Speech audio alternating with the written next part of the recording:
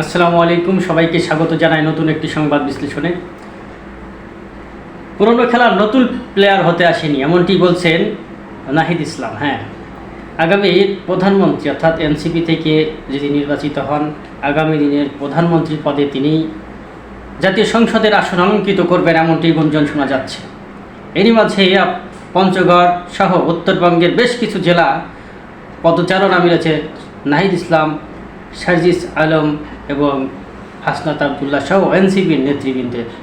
সেখানে তারা নতুন করে জনসংযোগ গড়ে তোলার চেষ্টা করছে, মানুষের কথা শুনছে, মানুষের দাবি দাবাগুলো শোনার চেষ্টা করছে। মানুষ আসলে কী চায়, মানুষের ক্ষোভ আছে, প্রত্যাশা আছে, চাওয়া পাওয়া আছে, এই বিষয়গুলো নিয়ে বলছিলেন কথা। চলুন এখন আমরা সেই নাহিদ ইসলামের ভিডিওটা দেখে আসি।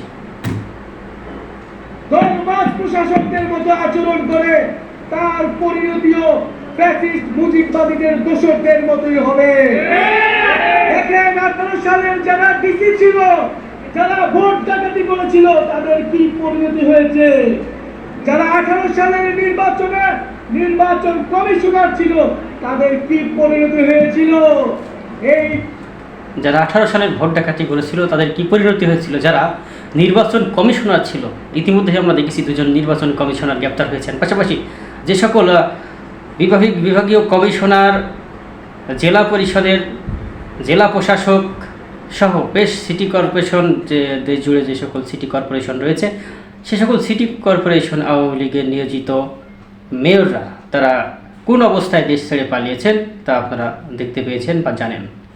এমন ঘটনা যেন পুনরাবৃত্তি না ঘটে তেমনই আভাস দিচ্ছিলেন নাহিদ ইসলাম, এনসিপির শীর্ষস্থানীয় নেতা।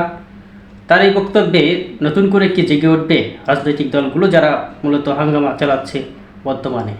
কি মনে হয় আপনাদের? অবশ্যই কমেন্ট বক্সে জানাবেন। ধন্যবাদ সবাইকে।